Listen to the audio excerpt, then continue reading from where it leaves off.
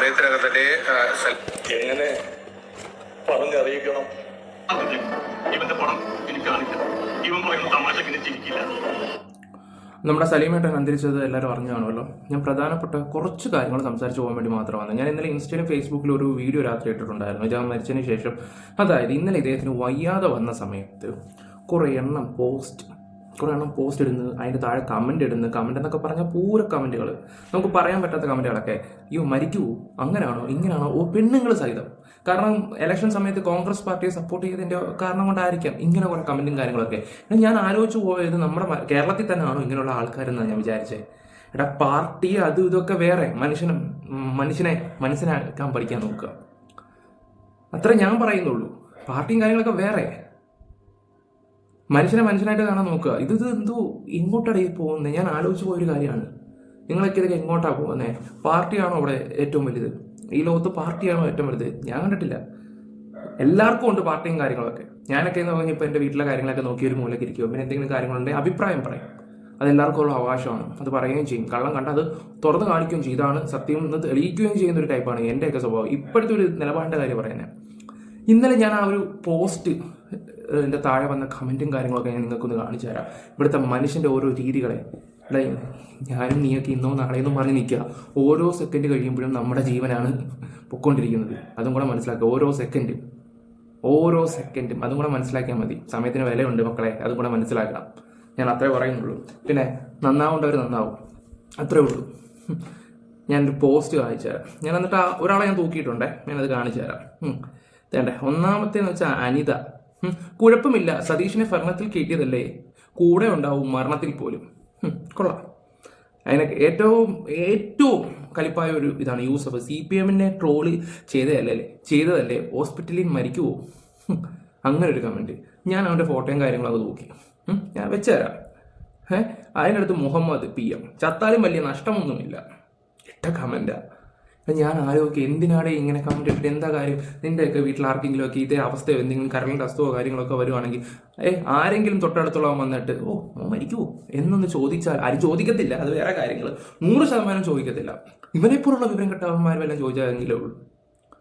നമ്മുടെയൊക്കെ കുടുംബത്തിൽ നമ്മളെ ഏറ്റവും കൂടുതൽ സ്നേഹിക്കുന്ന വ്യക്തികൾക്ക് എന്തെങ്കിലും ഒരു ആപത്തെന്ന് കേട്ടാലാ നമുക്ക് നെഞ്ചു പിടിക്കുമോ? മനസ്സിലാക്കാൻ പാടി. ഇതൊക്കെ ഇതുപോലുള്ള കമൻസും കാര്യങ്ങളൊക്കെ ഇടുമ്പോൾ നീയൊക്കെ ആലോചിക്കണം. ഇനിയിപ്പോൾ നിങ്ങൾ ഉറച്ച പാർട്ടിക്കാരാണ്, അദ്ദേഹം ഒരു ഉറച്ച പാർട്ടിക്കാരൻ. പാർട്ടി അത് ആ ലെവലിൽ പോവുക. പക്ഷെ ഒരുത്തൻ്റെ ജീവൻ എടുത്തിട്ടുള്ള ഒരു പാർട്ടിയെ വളർത്തിയിട്ടൊന്നും ഒരു കാര്യമില്ല. മനസ്സിലായോ? ഞാൻ ഒരു കാര്യം കൂടെ പറയാം. ഇപ്പോൾ പറയുന്നത് ശരിയല്ല, എന്നാലും പറയാമല്ലോ. ഈ പിണറായി സഖാവിൻ്റെ വീട്ടിൽ കുറേ ആൾക്കാർ വന്നായിരുന്നില്ല, ഇടിയും കാര്യങ്ങളൊക്കെ. ആ സമയത്ത് ഒരുപാട് SFIക്കാരും DYFIക്കാരും അവരുടെ വീട്ടിൽ പോയി വളം വെച്ച് അടി ഉണ്ടാക്കി. അവസാനം ഇപ്പോൾ അവരെല്ലാവരും ജയിലിലാണ്. അവരെ തെളിവെടുക്കാൻ കൊണ്ടുവന്ന സമയത്ത് ഏതെങ്കിലും കമ്മ്യൂണിസ്റ്റുകാർ ആ വാദക്കയിൽ അവർക്ക് സപ്പോർട്ടായിട്ടൊന്നും ഉണ്ടായിരുന്നു, അല്ലെങ്കിൽ ഒരു ജയ് വിളിക്കാനുണ്ടായിരുന്നു? ഒരു മനുഷ്യൻ അവിടെ ഇല്ലായിരുന്നു. അതും കൂടെ നിങ്ങളൊന്ന് ആലോചിച്ചാൽ നല്ലത്. ഈ വന്ന് കമൻറ്റ് ഇടുന്ന മെഴുകുന്ന നാറികളോട് എനിക്ക് അത്രേ പറയാനുള്ളത്. അതിൽ ഒരുത്തനെ ഞാൻ അങ്ങ് എടുത്ത് എൻ്റെ ഇവനാണ് യൂസഫ് എന്ന് പറയുന്നത്. ഈ വെപ്പുമീശയം വെച്ചിരിക്കുന്നവനൊക്കെ എന്തോ പറയാനാന്ന് പറ. ഞാൻ ഇവൻ സൂം ചെയ്യാൻ പറ്റുന്നില്ല, അല്ലെങ്കിൽ ഞാനത് കാണിച്ചു തരായിരുന്നു.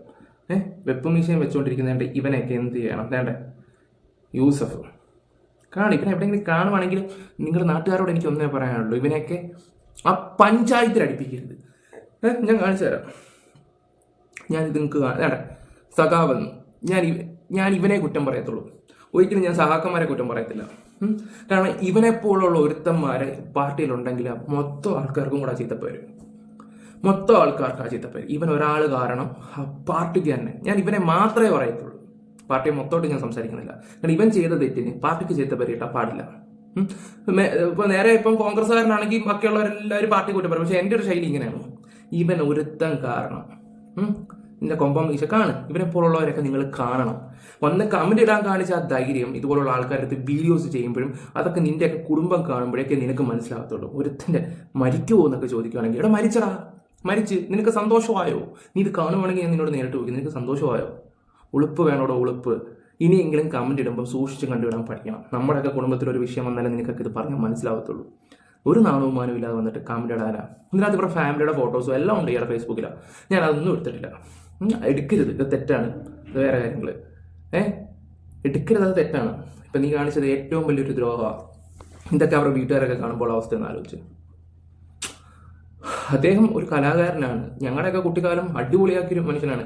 ഇപ്പോഴും ആ പുലിവാൽക്കാരനൊക്കെ ഞാൻ എപ്പോഴും കാണും. കാരണം നമുക്കൊരു എന്താ പറയുക ഹാപ്പിനെസ് തരുന്ന മൂവിയാണ്. അത് നിനക്കൊന്നും പറഞ്ഞാൽ മനസ്സിലാകത്തില്ല. ഇതുപോലെയുള്ള കുറേ ആൾക്കാരുണ്ട്, നാണവും മാനം കെട്ടവന്മാരൊക്കെ. ഞാനൊരു കാര്യം പറയാം, ഒരു യോഗ്യതയില്ല നിനക്ക് സഖാവെന്ന് പറയാം. നല്ല സഖാക്കന്മാരൊക്കെ ഞാൻ കണ്ടിട്ടുണ്ട്. അപൂർവമായിട്ടുള്ളൊരു 10-15 ആൾക്കാരെ ഞാൻ കണ്ടിട്ടുണ്ട്. അവരോട് സംസാരിച്ചിട്ടുണ്ട്, ഈ ഫുഡും കഴിച്ചിട്ടുണ്ട്, യാത്രയും ചെയ്തിട്ടുണ്ട്. നല്ല നല്ല ആൾക്കാരെ. പക്ഷേ നിനക്കൊക്കെ അതിനൊരു യോഗ്യതയില്ലടാ. അത്രയും ഞാനിപ്പോൾ പറയുന്നുള്ളൂ. ഓക്കെ. അല്പസമയത്തിനകം തന്നെ സലീം കുമാറിൻ്റെ ഭൗതിക ശരീരം ബന്ധുക്കൾക്ക് വിട്ടുകൊടുക്കും. അത് പറവൂരിലേക്ക് കൊണ്ടുപോകാനുള്ള ആംബുലൻസ് അടക്കം തയ്യാറായിട്ടുണ്ട്. നേരത്തെ പറഞ്ഞതുപോലെ ആ ആംബുലൻസിന് മുന്നിലാണ് സലീം കുമാറിൻ്റെ ഒരു ചിരിക്കുന്ന ഫോട്ടോ, അതായത് ജീവനോടെ സലീം കുമാർ ഇരിക്കുന്നത് പോലെ നമുക്ക് തോന്നുന്ന ആ ഒരു ചിത്രമാണ് അവിടെ ആംബുലൻസിന് മുന്നിലുള്ളത്. അദ്ദേഹത്തിൻ്റെ എക്കാലവും മായാത്ത ചിരി മലയാളിയെ കുടുകുടെ ചിരിപ്പിക്കുകയും ചിന്തിപ്പിക്കുകയും ഒക്കെ തന്നെ ചെയ്യുകയും ആ മുഖത്ത് നിന്ന് മായാത്ത ചിരിയാണ് ആ ഫോട്ടോയിലടക്കം നമുക്ക് കാണാൻ കഴിയുന്നത്. ആംബുലൻസ് തയ്യാറായി കഴിഞ്ഞു. 8:10 തന്നെ ആ മൃതദേഹം പുറത്തേക്ക് കൊണ്ടുവരുമെന്നാണ് ഇപ്പോൾ ആശുപത്രിയിൽ നിന്ന് നമുക്ക് അറിയാൻ കഴിഞ്ഞിരിക്കുന്നത്. ഏതാണ്ടൊരു 45 മിനിറ്റ് സമയം മതി ഇടപ്പള്ളിയിലെ അമൃത ആശുപത്രിയിൽ നിന്ന് നേരെ പറവൂർ ടൗൺ ഹാളിലേക്ക് എത്താൻ.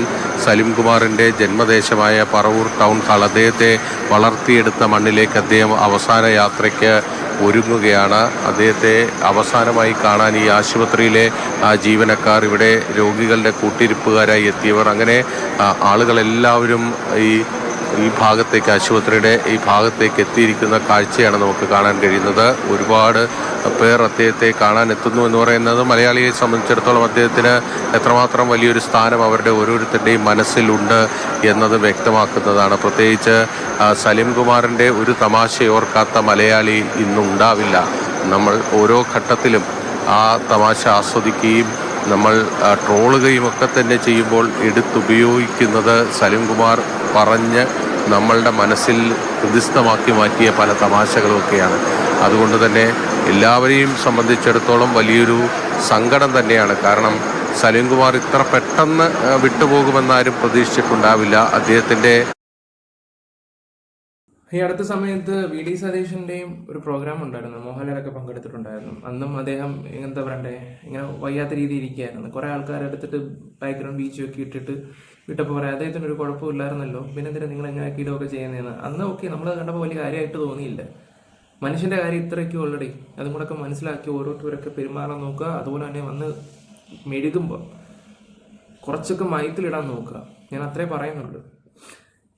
കൂടുതലായിട്ടൊന്നും ഞാൻ സംസാരിക്കുന്നില്ല. ബാക്കിയെല്ലാം നിങ്ങളുടെ അഭിപ്രായങ്ങൾ, ഇവറ്റകളൊക്കെ എന്ത് ചെയ്യണമെന്ന് നിങ്ങൾ തന്നെ പറയാം. അത്രേ ഞാൻ പറയുന്നുള്ളൂ. Bye bye bye.